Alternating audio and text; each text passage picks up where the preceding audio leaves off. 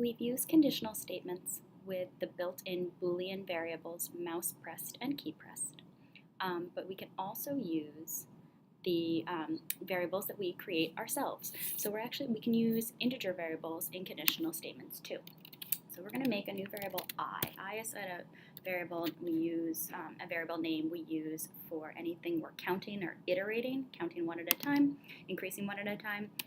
It's just a convention, and so we'll start it at 0, I equals 0.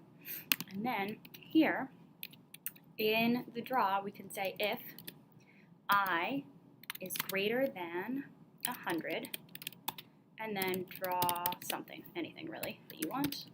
I'll make an ellipse. I'll give it a color. And this is just to say that, I need to make sure I close my curly bracket. This says if our counter variable gets to be greater than 100, draw an ellipse. Now, if I play now, nothing's going to happen because the value of I is 0 and nothing's changing here. If I put that counter variable outside of my if statement, it can come after or it can come before, but it has to be outside of the if statement. So I could say I equals I plus 1.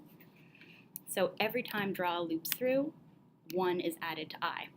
So the first time through, I is 0, then I is 1, and 2, and 3, and once I gets to be 100, which is just a little less than 2 seconds, because draw loops through 60 times a second, then we'll see our ellipse appear. So nothing, nothing, nothing. There's our ellipse.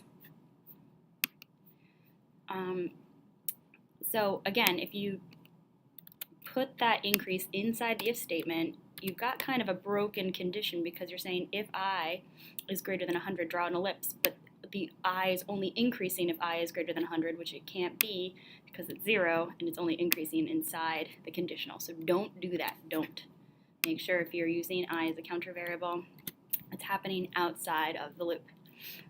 We could, if we change this and say if I is less than 100, it's going to be a similar effect, except the circle will be there and will disappear after that same amount of time. Now, we need to have our background in draw for that to happen. Otherwise, that initially drawn ellipse will be visible forever because the background won't be drawing over top of each sketch that happens.